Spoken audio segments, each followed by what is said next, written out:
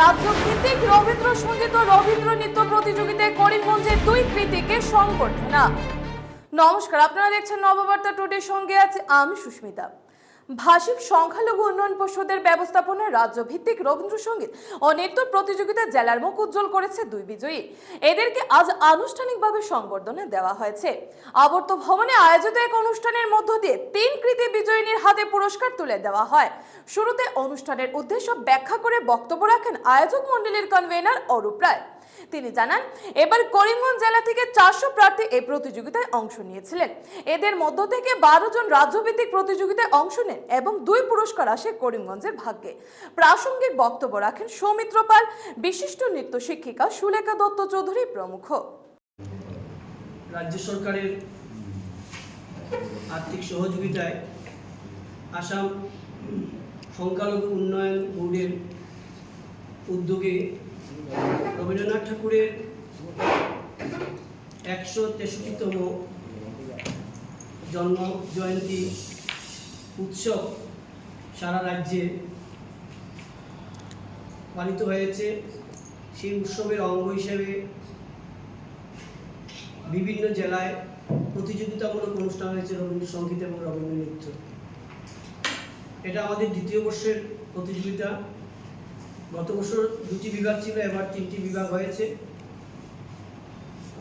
গোটা রাজ্যের মধ্যে সবচেয়ে অধিক প্রার্থী মানে যারা শিল্পী অংশগ্রহণ করছে শুধু করিমগঞ্জে প্রায় 4 শতাধিক। তো এই 4 শতাধিক শিল্পীর মধ্যে কম্পিটিশন হয়েছে করিমগঞ্জ সরস্বতী বিদ্যানিকেতনে। সেই কম্পিটিশন থেকে 12 জনকে নির্বাচিত করা হয়েছে রাজ্য পর্যায়ে প্রতিযোগিতার জন্য। সেই রাজ্য পর্যায়ে প্রতিযোগিতায় আমাদের 12 জন শিল্পী নিজেদের সব কিছু উজাড় করে সঙ্গীত বলুন নৃত্য বলুন তারা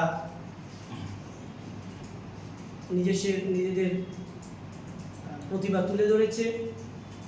রাজ্যভিত্তিক প্রতিযোগিতায় অনেক ভালো ভালো শিল্পীরাও এসেছে, কারোর থেকে কম নেই সবাই। সেই প্রতিযোগিতায় গোটা রাজ্যের মধ্যে করিমগঞ্জের ভাগ্যে এবার 2টি পদক এসেছে।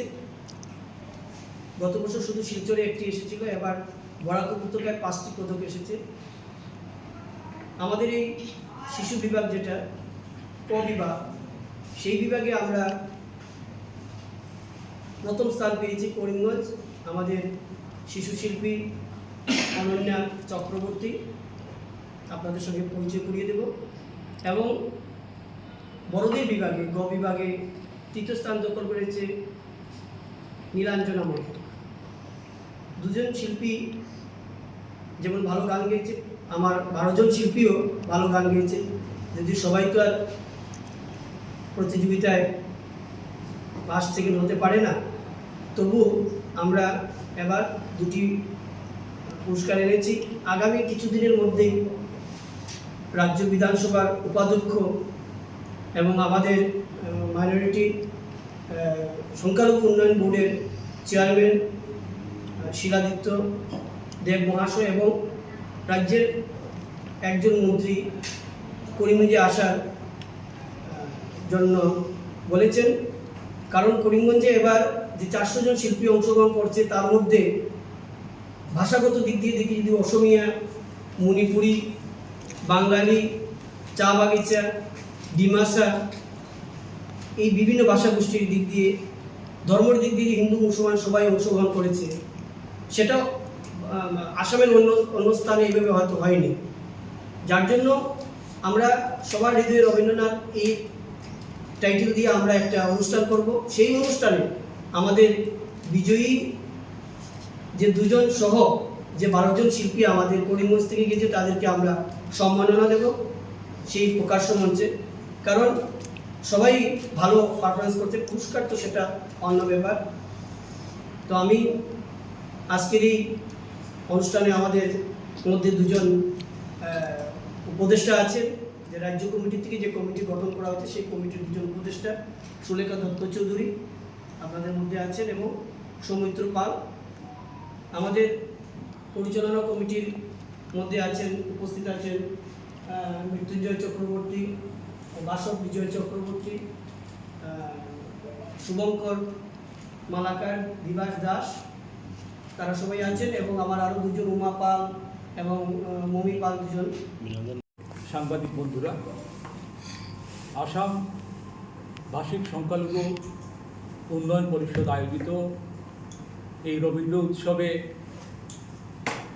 আমরা করিমগঞ্জের যেসব শিল্পীরা অংশগ্রহণ করেছিল, আমি সকল শিল্পীদের এবং তাদের অভিভাবকদের আমার অন্তঃস্থল থেকে ধন্যবাদ জানাচ্ছি। আসাম সরকার এমন একজন মানুষকে নিয়ে এই মহাযজ্ঞের আয়োজন করেছিলেন যিনি বিশ্ববন্দিত অবশ্যই, এবং বাঙালির হৃদয় জুড়ে তার স্থান। তাই আমি প্রথমে আবারও আসাম সরকারের ধন্যবাদ জানাচ্ছি। আমি তৎসঙ্গে যারা পুরস্কার পেয়েছে তাদেরও বলছি এবং তাদের অভিভাবকরা আছেন তাদেরও বলছি যে তোমরা পুরস্কার পেয়েছো, তোমাদের দায়িত্বটা কিন্তু অনেক গুণ বেড়ে গেছে। কারণ আমরা করিমগঞ্জবাসী এবং তোমার পরিবার পরিজন সবাই কিন্তু তোমাদের থেকে আগামীতে আরও ভালো কিছু পাওয়ার প্রত্যাশা রাখছি। এবং যারা পুরস্কার পাওনি কিন্তু অংশগ্রহণ করেছো, এটা কিন্তু কম কথা নয়, তোমাদেরও দায়িত্ব অনেকখানি। তোমরা ভবিষ্যতে আরও সুন্দরভাবে তোমাদের অনুশীলন চালিয়ে আরও এগিয়ে যাবে। আমি তৎসঙ্গে আপনাদের মাধ্যমে গোটা করিমগঞ্জবাসীকে অভিনন্দন জানাচ্ছি এই কারণেই, আমাদের করিমগঞ্জে যেদিন অনুষ্ঠানটি আমরা সৃজিত করলাম সকাল থেকে 10টা অবধি এখানে প্রায় 400 জন প্রতিযোগীর সঙ্গে 400 জন অভিভাবক, তার সঙ্গে প্রায় 1500 মানুষ সরস্বতী বিদ্যানিকেতনে উপস্থিত ছিলেন এই অনুষ্ঠানটি দেখার জন্য। এত সুন্দরভাবে হয়েছে অনুষ্ঠানটি, এর জন্য করিমগঞ্জবাসীকে আমি অসংখ্য ধন্যবাদ জানাচ্ছি। সকলের সহযোগিতা আমরা পেয়েছি। তৎসঙ্গে আমি এই কোঅর্ডিনেটর অরূপ রায়কে অসংখ্য ধন্যবাদ জানাচ্ছি আমার গোটা টিমকে।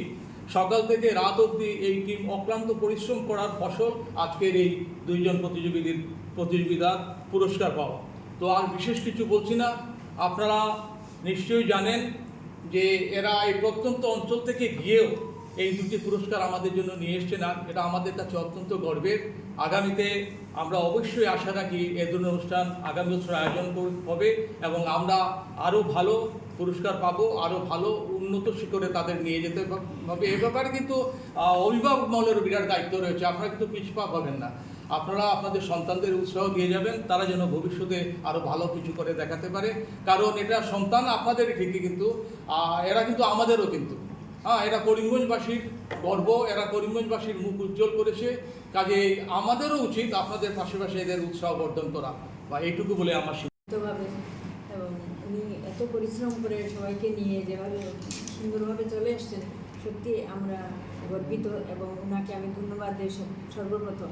ওনার প্রচেষ্টাই এত সব হতে পেরেছে এবং আশা করি ভবিষ্যতে আমরা আরও বেশি এগিয়ে যেতে পারবো। এইভাবে অনেকেই এইবার মানে খুব উৎসাহিত বোধ করেছে। আর আমাদের শিল্পী যে ভালো আছে, আমাদের এখান থেকেই বের হবে আরও, এটা আমি নিশ্চিত। কারণ গান নাচ সব দিকেই আছে আমাদের, কিন্তু এত বড় মঞ্চতে যারা গেছে প্রথমবারের মতো, দ্বিতীয়বার গেছে, প্রথমবারে তো এত বেশি গায়নি, কিন্তু দ্বিতীয়বার গিয়ে যেভাবে এরা মঞ্চে, বিশেষ করে এই অনন্যা চক্রবর্তী একটা ছোটো বাচ্চা মেয়ে যেভাবে এখানেও ফার্স্ট হয়েছে, আবার রাজ্য স্তরেও গিয়ে ওখানে গিয়ে ফার্স্ট হয়েছে, সেটা কম কথা নয় এই অল্প বয়সে। তাই আমি ওকে সবচেয়ে বেশি আমি ওকে ধন্যবাদ দিচ্ছি এবং ভগবানের কাছে প্রার্থনা করি ও যেন আরও বড় আর্টিস্ট হয়ে উঠতে পারে।